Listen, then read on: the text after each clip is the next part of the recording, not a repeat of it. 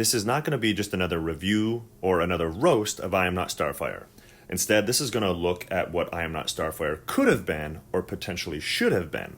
Now, really quick, before we can know that, we have to look at what it's meant to be.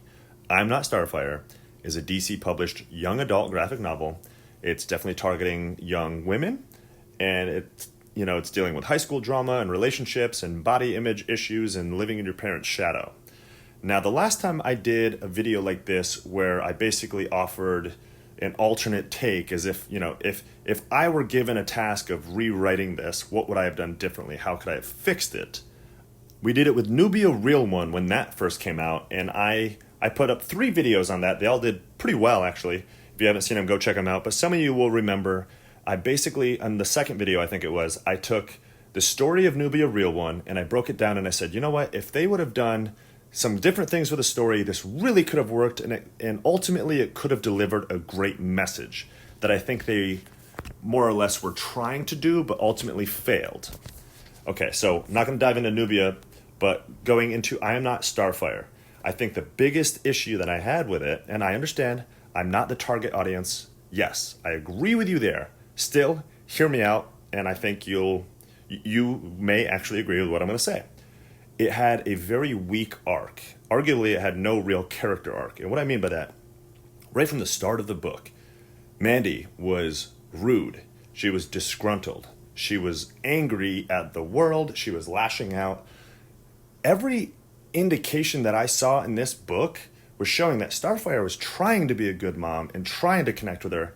And Mandy would basically just shut her mom out, which is very unhealthy, by the way. But again, you're trying to target a teen audience, and I understand this is relatable.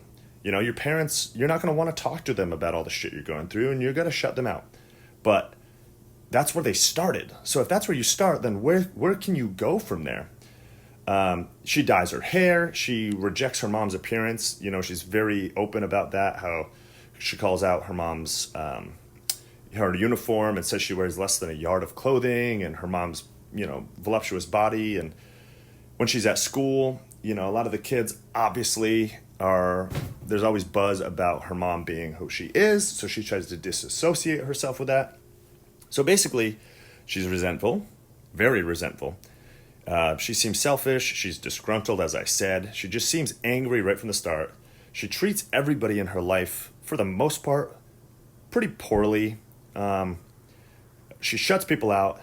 And then, as the book goes on, there's stuff with her love interest, and ultimately it just gets to the point where she fights her evil aunt, and then in the midst of that battle she develops her own powers, and just all of a sudden magically, she just immediately embraces those powers, and ta-da, I am now super, and she fights her aunt and does what her mom couldn't do, and seems like she just embraces what except for the physical appearance, she embraces what she has rejected up until that point, the whole superhero lifestyle. To me, that's a garbage arc, because you just had, the arc embraces resentment, and it rewards her for awful treatment of herself and of others. The whole book, she's just mean and negative, and again, I keep saying resentful, but that's the freaking loudest word in my head right now when I think about her character arc. She's resentful towards her mother because she didn't have powers, and she lashes out at the world, and then at the end she gets powers, and all of a sudden she's like, yeah, cool, no problem, no big deal. I think that's a garbage arc.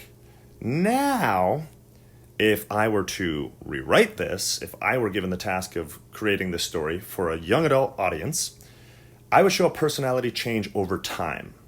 I would show in the beginning her embracing a lifestyle more like her mom, her trying to kind of emulate her mom's appearance to some extent, and maybe showing that, she's trying to eat salads, and or maybe, if you want to be a little bolder, maybe show her skipping meals or something, which is very unhealthy, and as a way to try to keep a small shape and stuff like that, because she feels this pressure from everybody at her school and in society to look a certain way because of her mom.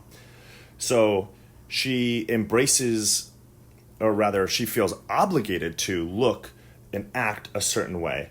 But then as time goes on, she starts to see that people at her school are only really treating her the way they do because of who her mom is, and they don't really care so much about who Mandy is. And they did hint at this in the book when they showed a younger picture of Mandy, and she was, she had her red hair, but she was like a little chunkier, a little heavier, even as a young girl.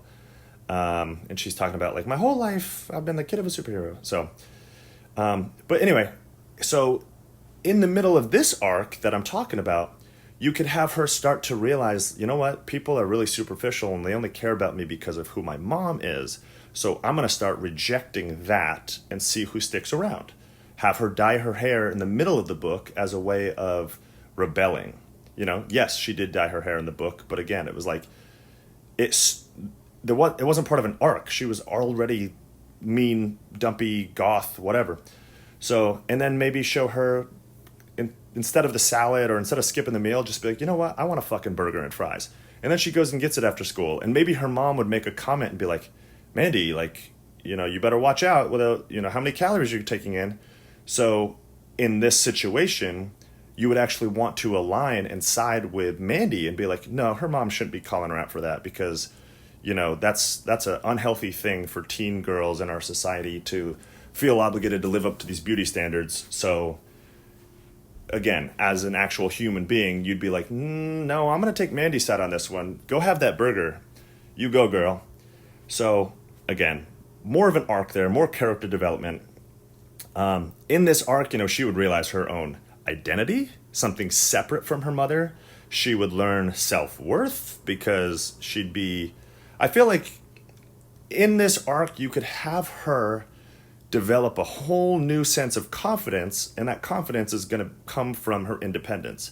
It would be really great, actually, if you had one or maybe a circle of friends that was always like super close to her, and then you realize that they were only actually there because of who her mother is, so she loses this friendship, or she rather distances herself from these people that were using her. And again, this would be part of her character development. This is part of her realizing her own self-worth and realizing I'm my own individual. I'm not just a addition or a piece of my mom, and I shouldn't try to be. I think that's something that young adult readers, particularly the young women, could really benefit from and would probably empathize with and relate to and appreciate. So, and then as the story goes on, I'm talking bigger picture arcs. I'm not getting into the minutia, the tiny little specific details. But you could have these pieces sprinkled in the beginning of the book where she was trying to emulate her mom's style and all that. And then you could have parts where she's rebelling and draw off of certain things that she's learning throughout the entirety of the book. Little MacGuffins, little foreshadowing things. And then when you come back to those, she's going to essentially find a middle ground. She's going to find this place of balance where, okay, I am Mandy, I am my own individual. I don't need to try to be my mom because my mom already exists. Nobody else can be my mom, so I'm going to be me. However, I'm not going to completely just reject everything that my mom has done or everything I've learned from my mom. And she's going to find this middle ground, this balance, as I said, and she could use some of these things that she's learned in the final battle against her aunt. Basically, it comes down to a setup and a payoff. So if you, for a setup, maybe earlier in the book, you have Mandy talking about, or rather showing that she has a tremendous amount of respect for her mom and what her mom does, because her mom is a fucking superhero. So she could have some kind of a conversation with her mom, a nice heart-to-heart of basically, listen, I respect what you do, and I'm proud of you, but you're not me, or rather, I'm not you. I'm not trying, hey, isn't that the name of the fucking book? I'm not you. I'm not Starfire. So it could be, I respect what you do, and I love you for it, but I can't be you. I'm not you. I'm not an alien with these powers. I don't look the way you do. I can't do the things you can do. I need to be me. I need to embrace me. But showing that she still does have this respect for her mom as a superhero. She's not just constantly resentful of the powers, but instead, she just understands, okay, I love my mom and that's her thing. That's not my thing. I don't have powers. Then, with that kind of a setup, if the payoff is ultimately going to be that Mandy gets powers, and she's already made it clear that she respects her mom who has powers, and she respects the whole superhero fighting crime, fighting evil kind of lifestyle, it would be so much more satisfying as a viewer, as a reader, to witness this. And it's like, oh shit, Mandy's gonna fuck shit up now. Now Mandy has powers. And it again, setup and payoff. It's just gonna be so much more satisfying as a reader to get to that point, because you're actually gonna be rooting for Mandy, and it feels like the arc is kind of completed. You know what I mean? Okay, Mandy was basically in her mom's shadow. She developed her own identity, her own confidence. She's always respected her mom, but she just knew that she was different and she wouldn't be able to follow in that same path. And then voila, she gets her own powers. And to me, that just seems a lot more fulfilling. But anyway, let me know what you think. I would absolutely love to just geek out and deep dive into this. If you guys agree, if you think this would have been a better take for the book, if you disagree and you like the book as it is, let me know why. If you write it in an intelligible manner, I will absolutely respond and we can discuss it. I am not afraid of other viewpoints, even though society kind of says you should be.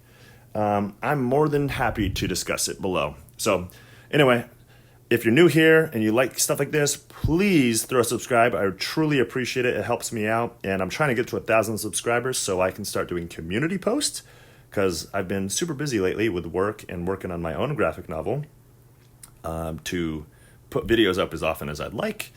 But again, throw a subscribe, leave a like on the video. Absolutely appreciate it. I'll talk to you guys soon. Bye.